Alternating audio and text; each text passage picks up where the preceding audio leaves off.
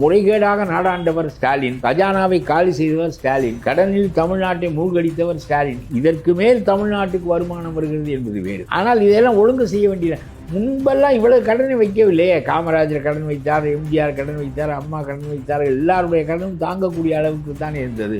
ஆளுக்கால் கொஞ்சம் கொஞ்சம் கூடுதலாக ஆக்கினார்கள்.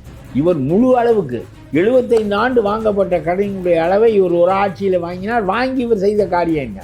ஆகவே அதை பற்றி இவர் சொன்னது சரியான வார்த்தை தான். பதவி ஏற்கிற போது தானே சொல்லணும். அப்புறம் பதவி ஏற்றிருக்கிறான், இப்போ சட்டியில் ஒன்றும் இல்லை, உடனே குழம்பு ஊற்ற சொன்னீங்கன்னா சட்டியில் ஒன்றும் இல்லையே, அவன் சுரண்டுற மாதிரி வச்சுட்டு போயிருக்கேன், அந்த அடியில் கொஞ்சம் போல் கிடக்கு, அதை தான் சுரண்டணும், செத்தகிரி மறுபடியும் ஆக்கி உனக்கா ஊற்றுகிறேன் என்று சொல்ல வேண்டிய நேரம் அதுதானே. அதுலேயே தான் சரியானது. ஆக கஜானா காலியாக இருக்கிறது. ஆனால் ஒன்று, இதையெல்லாம் மீறித்தான் அவர் ஏராளமான வாக்குறுதிகளை கொடுத்தார்.